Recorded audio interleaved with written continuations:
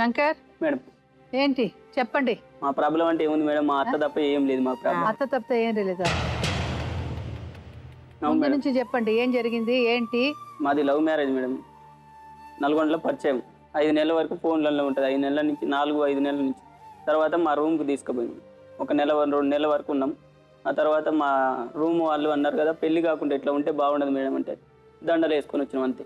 గుళ్ళకి పోయి దండల వరకు మార్చుకొని వచ్చినాం. తర్వాత 2-3 నెలల తర్వాత మామూలుగా ఇంట్లో పుస్తకం తర్వాత ప్రెగ్నెంట్ అయితే ఇప్పుడు ఏంటంటే ఒక మ్యారేజ్ అయిపోయింది. తర్వాత నేను ప్రేమించి పెళ్లి చేసుకున్నాను. అయితే ఆ మ్యారేజ్ సెటిల్మెంట్ లాస్ట్ ఇప్పుడు కోర్టులో కేసేసే సంవత్సరంన్నర ఉంటుంది కదా మేడం. ఆ లాస్ట్ దశలో వచ్చినప్పుడు ఇప్పుడు ప్రెగ్నెంట్ ఎందుకని వద్దంటే తీసేపించింది. ఎవరితో పెళ్ళయింది? వేరే వాళ్ళు. వేరే వాళ్ళతో. చెప్పనివ్వండి, ఎందుకంటే తనకి ఇష్టం ఉందా లేదా అనేది ఆడిని అర్థం చేసుకుందాం అనుకున్నా. అర్థమైంది మేడం, చెప్పనివ్వండి. ఏం చెప్తారో చెప్పండి. నేను చెప్పకపోతేనేమో నా భార్య అంటే పానం ఉన్నోడైతే చెప్పాడు, ఎప్పటికీ నాకు కావాలనుకున్నాడు. వద్దనుకున్నటోడైతే ఎంతసేపటికి దీనికి తీసేయాలనుకున్నటోడైతే ఏదైనా చెప్తాడు. అందుకే చెప్పని అని అనుకున్నానండి. మీకు ఆల్రెడీ ఇంకొక పెళ్లి అయ్యిందా? పెళ్ళయి ఎన్ని రోజులు ఉన్నారు? ఇష్టం లేని మ్యారేజ్ అమ్మ చేసింది. చెప్పండి ఎవరు?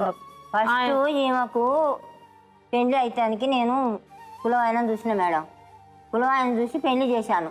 పెళ్లి చేసి 10 రోజులు కాక తోలే 6వ రోజు ఆయన లేదని ఎరకైంది. లేదని ఎరక కాగానే ఎమ్మటే రిపేర్ చేసి కోర్టుకు పెట్టాం మేడం. పెట్టాగానే కోర్టుకు పెట్టి కోర్టుకు నడుస్తుంది మేడం. హైదరాబాద్ వండుకుంటే కోర్టుకు నడుస్తుంది ఈమె.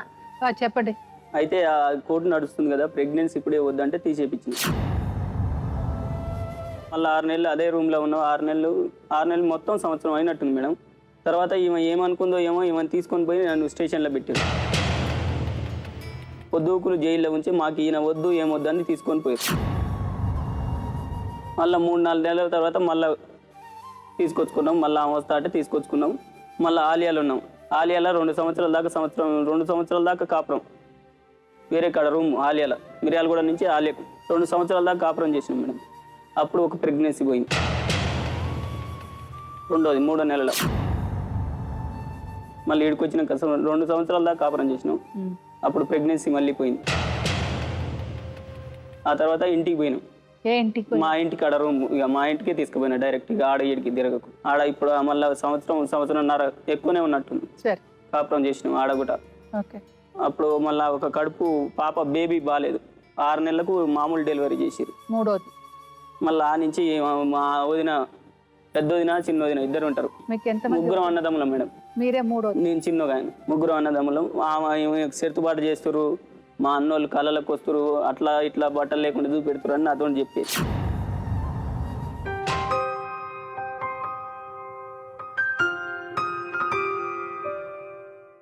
చెప్పు ప్రియాంక. నేను మ్యాచ్ వచ్చిన కానుండి అప్పటి నుండి స్కూల్కి వచ్చేది, పోయేది, మాట్లాడేది. అతను వచ్చేది. నేను ఫోన్లలో ఎన్నో క్లాస్ చదివేదాన్ని? అప్పుడు 8th క్లాస్. 8th క్లాస్ నుంచే నీకు లవ్ ఆయన మీద? తెలియలేదు మేడం, చిన్న ఏజ్, ఇంత తెలుసుకోలేదు. ఇప్పుడు నువ్వు 8వ క్లాసు చదువుతున్నావు అంటున్నావు, అప్పుడు కొంచెం నీకు బుద్ధి ఉంటుంది కదా. తర్వాత ఏం జరిగింది చెప్పు. అయితే ఇట్లానే నేను 9th క్లాస్కి వచ్చి అయితే నాకు సంబంధాలు చూస్తుంటే నాకు సంబంధాలు చూస్తున్నారు అని చెప్పినాను. అయితే అతను ఏముండే ఒకసారి నచ్చిందని, ఒకసారి నచ్చలేదన్నాను అని అన్నాడు. పెళ్ళి చేసుకుందామని ఇద్దరం అనుకున్నాం. అయితే అతను కరీంనగర్లో 2 నెలలు ఉంచిన అతనికి తెలిసిన వాళ్ళ దగ్గర 2 నెలలు ఉన్నాం. మళ్ళీ తర్వాతకి వచ్చి కోరుట్ల దగ్గర ఇక అక్కడనే ఉన్నాం. బాబు పుట్టిండు. మీ అమ్మ నాన్న ఎవరేం చెప్పలేదు నువ్వు ఇలా చేస్తున్నావు అంటే? వాళ్ళకి తెలియదు మేడం. వాళ్ళకి తెలియకుండా నువ్వే లవ్ చేసావు? అవును మేడం. ఎప్పుడు పెళ్లి చేసుకున్నావు మరి? నేను 9th క్లాస్ అయిపోయిన తర్వాత ఇక్కడికి వచ్చినా మేడం. ఇతని దగ్గరికి వచ్చినప్పుడు గుళ్ళో పెళ్లి చేస్తా. అంటే ఎవరికి తెలియకుండా నువ్వు చేసుకున్నావు.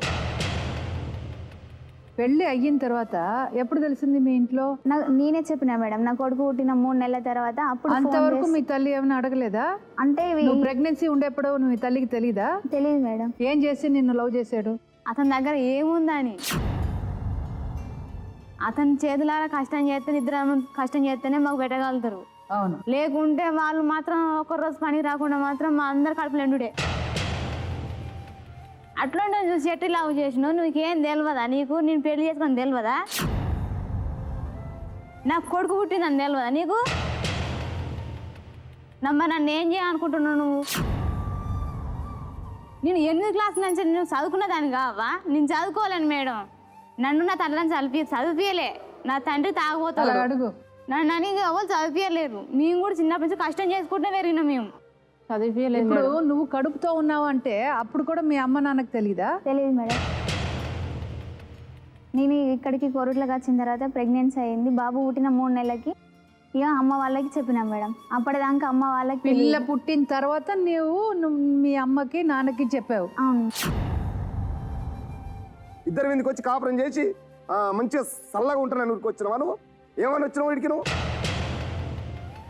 ఇద్దరుగా ఓడిపోయాయి. ఇవి 2వ ఆమె.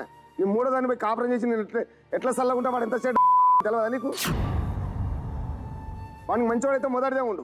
అయ్యో నా తమ్ముడు కదా, నా మాట వింటాడు, కొచ్చో చెప్పు, నేను బుద్ధి చెప్పి నా బిడ్డను ఉంచుతా. నా తమ్ముడు చెప్పు తీసుకొని కొచ్చాను మెప్పిస్తానని అన్న బిడ్డను ఇచ్చింది సొంత తమ్మునికి. మరి నువ్వు నీ తల్లిదండ్రులకు తెలియకుండా, నీ అన్నదమ్ములకు తెలియకుండా నువ్వు చదువుకున్నదాన్ని 12 నెలల సంచలి లవ్ చేసుకుంటే ఇప్పటిదాకా నువ్వు దాచిపెట్టావంటే అది ఏమన్నా అది ఒక పద్ధతి ఉందా? మేడం బాబుకు ఇప్పుడు 4 సంవత్సరాలు. 13 సంవత్సరాలు ఉన్నాయా? వయసు ఎంత? బాబుకు 4 సంవత్సరాలు. అడుగుతున్నారు కదా, నువ్వు చెప్పు నీ వయసు ఎంత? ఇప్పుడు 18 మేడం. 18. 18. అలాగ చెయ్యొచ్చా? తప్పు కదా. నువ్వు నీ అమ్మ నాన్నని చీట్ చేసావు, ఇక్కడ ఒక అమ్మాయిని చీట్ చేసావు.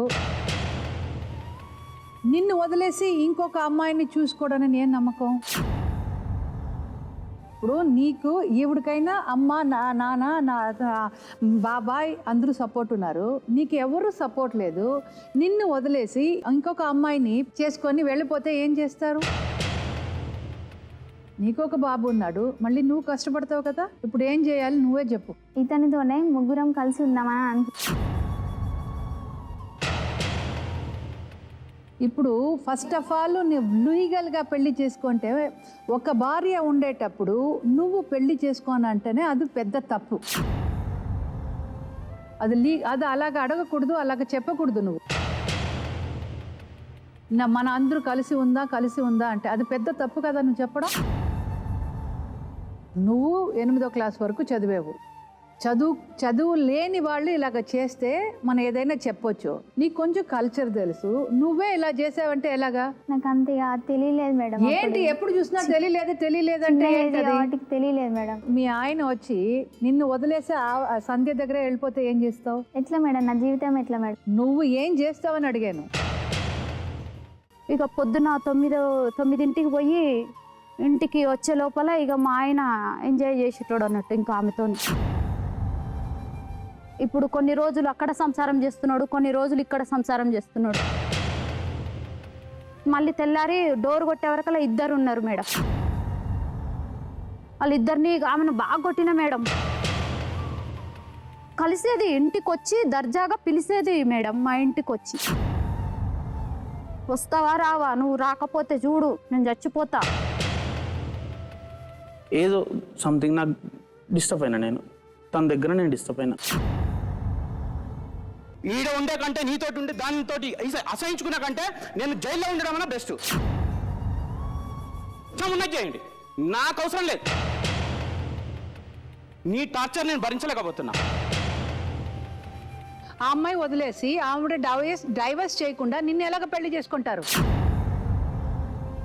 నెంబర్లు కూడా ఇచ్చి ఫోన్ గలీజ్గా మాట్లాడిపిస్తుంది మేడం నాకు. వాళ్ళ అన్నదమ్ముల దగ్గరట నేను పండుకోవాలంట మేడం. కొట్టినా మేడం, కొట్టినా. ఎందుకంటే నా భర్తతో ఇచ్చేస్తుంది కాబట్టి నేను చూసినా కాబట్టి కొట్టినా మేడం. అవును కొట్టినా. కొడతారు మేడం, ఎందుకు కొట్టదు? కొడతారు, బరాబర్ కొడతారు.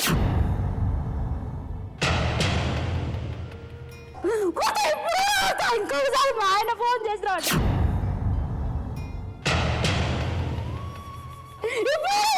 పొలం కొట్టినిస్తా మొత్తం.